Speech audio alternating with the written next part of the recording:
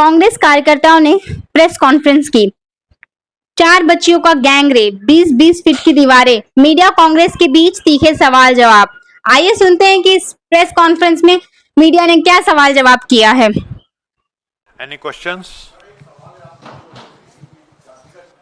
जातिगत जनगणना जब हो जाएगी तो उसके बाद जो आप आरक्षण की सीमा 50% ज्यादा करने की मांग कर रहे हैं, तो उसमें एससी, एसटी और ओबीसी में जो तमाम जातियां हैं, क्या उनको सब कैटेगरी के लिहाज से आरक्षण उनके लिए भी रखा जाए, उस तरीके से किया जाए, या सिर्फ जैसे अभी है कि ओबीसी को इतना आरक्षण उसमें सारे आ गए, या बाद में कि ओबीसी में यादवों को इतना, इनको इतना, इनको इतना, यानी सब कैटेगरी की जाए एससी, एसटी, ओबीसी के आरक्षण में? क्या आप लोग इसके पक्षधर हैं?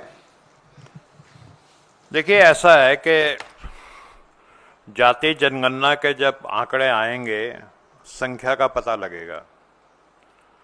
और जो जाति जनगणना है वो इतनी सिंपल नहीं है जैसे उसके नाम से लगता है कि भाई जातियों की संख्या पता कर ली जाएगी।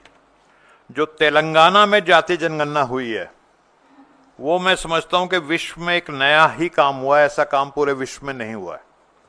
3.5 करोड़ लोगों की 54 क्वेश्चंस के हिसाब से मल्टी डायमेंशनल उनकी क्या पोजीशन है, वो इकोनॉमिक पोजीशन क्या है, एजुकेशनल पोजीशन क्या है, पॉलिटिकल पोजीशन क्या है, सोशल क्या है, उनकी भागीदारी जो कॉन्स्टिट्यूशनल इंस्टीट्यूट्स होते हैं उनमें क्या है, मीडिया में क्या है, ब्यूरोक्रेसी में क्या है, जुडिशरी में क्या है, हायर जुडिशरी में क्या है, वो सब चीजें पता लगाने की कोशिश की गई है।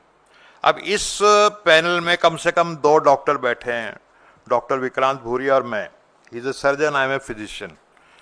तो अगर एक डॉक्टर के पास 4 रोगी आते हैं और वो कहते हैं जी हमें कमजोरी है, तो उसका इलाज ये नहीं कि सबको च्यवनप्राश दे दिया जाए। केमिस्ट तो यही दे देगा सबको च्यवनप्राश। लेकिन अगर एक कोई रियल डॉक्टर होगा जो एमबीबीएस होगा, साइंटिफिक प्रैक्टिस करता होगा, वो इन्वेस्टिगेट करेगा, वो पता लगाएगा कि इस कमजोरी का कारण क्या है।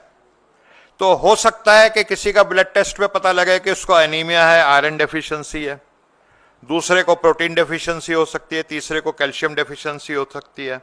तो सबको अलग अलग, किसी को कैल्शियम सप्लीमेंट दिया जाएगा तो किसी को आयरन सप्लीमेंट दिया जाएगा। तो ये जो तेलंगाना में काम हो रहा है, और मैं बताता हूं आपको, पूरा विश्व हैरान हो जाएगा। 1 महीने बाद एक बहुत बड़ी एक्सपर्ट कमेटी उस पर काम कर रही है, हेडेड बाय चीफ, एक सुप्रीम कोर्ट के जस्टिस, वो उसको हेड कर रहे हैं। और हमारे जो डिपार्टमेंट प्रवीण चक्रवर्ती जी जो हैं, वो उस कमेटी के कन्वीनर हैं। तो एक बहुत बड़ी क्रांति होने जा रही है जिसकी सारी डिटेल्स 1 आध महीने में आपके सामने आएंगी। हर एक जाति की समस्या अलग है। जैसे आपने बताया, किसी जाति में एजुकेशनल प्रॉब्लम ज्यादा है, कोई जाति ऐसी है जो एंटरप्रेन्योरशिप में उसकी भागीदारी नहीं है, बिजनेस में नहीं है, मीडिया में नहीं है। अलग अलग जातियों की अलग अलग समस्याएं हैं। और जितना स्पेसिफिक प्रैक्टिकली पॉसिबल है, अब क्योंकि 5000 से ज्यादा जाति हैं इस देश में, तो ऐसा तो हो नहीं सकता कि 5000 कैटेगरीज बन जाए, लेकिन what ever is practical possible. और तेलंगाना में अभी आपने देखा कि शेड्यूल कास्ट का जो आरक्षण है, तो वहां जो कांग्रेस सरकार है उसको उन्होंने 3 भागों में कैटेगराइज कर दिया है। तो दैट इज प्रैक्टिकल पॉसिबल। लेकिन वो आंकड़ों के ऊपर बेस्ड होगा कि किसकी कितनी संख्या है और कितनी भागीदारी है, उसके ऊपर देखते हुए तो ये काम होगा। और जितना ज्यादा साइंटिफिक हो सकता है उतना ज्यादा साइंटिफिक इसको किया जाएगा। एक बात मैं और कहना चाहूंगा कि वो कहते हैं ना कि हजारों साल नरगिस अपनी बेनूरी पे रोती है, बड़ी मुश्किल से होता है चमन में दीदावर पैदा। तो इस देश के जो पिछड़े थे, दलित थे, आदिवासी थे, गरीब थे, वो बहुत लंबे अरसे से इंतजार कर रहे थे कि कोई एक ऐसा नेता आए जो बेधड़क बहादुरी से उनके हक और हकूक के लिए, संवैधानिक के लिए लड़े। लेकिन जो इस दुनिया में मनुवादी ताकतें हैं, वो कहते हैं कि जब कोई इस बराबरी की, समता की बात करता है, इक्वलिटी की बात करता है, तो पूरे ब्रह्मांड की जो मनुवादी ताकतें हैं वो साजिश रचना शुरू कर देती हैं उसके खिलाफ। और हमारे बहुत सारे ऐसे नेता हुए जो सामाजिक न्याय की बात बड़े जोर शोर से करा करते थे, लेकिन आज आप देखते हैं कि वो चुप बैठ गए हैं घरों में, 20-20 फुट की दीवारें करा रही हैं चारों ओर, बोलते नहीं हैं।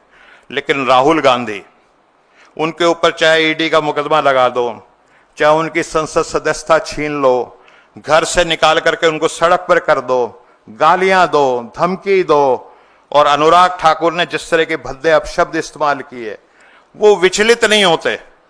वो हिमालय पर्वत की तरह अडिग सामाजिक न्याय के मुद्दे को लेकर के चल रहे हैं। और इस देश के जो 100 करोड़ जो लोग हैं, जो आदिवासी 100 करोड़ से ज्यादा schedule caste, schedule tribe, OBC के, उनका जो भविष्य है वो बहुत उज्जवल होने जा रहा है। जैसे वो रामधारी दिनकर जी भी कहा करते थे ना कि फावड़े और हल राजदंड बनने को है, धूसरता सोने से श्रृंगार रचाती है, दोराहा समय के घर घर नाच सुनो, सिंहासन खाली करो कि जनता आती है। तो वही काम राहुल जी जो हमारे संविधान रक्षक हैं उनके नेतृत्व में इस देश में होने जा रहा है। जो दलित पिछड़े हजारों सालों से जो पीड़ित रहे हैं, वंचित रहे हैं, शोषित रहे हैं, उनको सामाजिक न्याय अब मिलेगा। जी सर, कांग्रेस ने जाति जनगणना का श्रेय लिया तो बिहार विधानसभा चुनाव में उसको फायदा मिलेगा?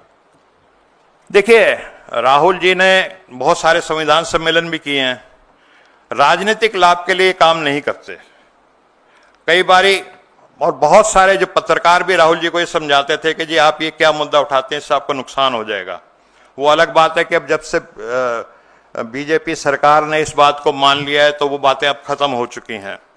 लेकिन ये एक देश को बनाने का मुद्दा है, और इस तरह के मुद्दे को, और जिस तरह से भी देश बन सकता है, क्योंकि 90% अगर किसी देश के लोग वंचित रहेंगे, वो हाशिए पे रहेंगे, वो देश बन ही नहीं सकता। अगर हम इस भवन में बैठे हैं, मान लीजिए 90% इसकी ईंट कमजोर हो जाएंगी, भरभरा के गिर जाएगा। तो एक एक ईंट, वो कहते हैं ना, व्यक्ति निर्माण से राष्ट्र निर्माण होता है। तो देश का एक एक नागरिक जब सुदृढ़ होगा, सशक्त होगा, खुशहाल होगा, समृद्ध होगा, सुशिक्षित होगा, तभी ये देश बनेगा। जी, दैट्स ऑल, थैंक यू।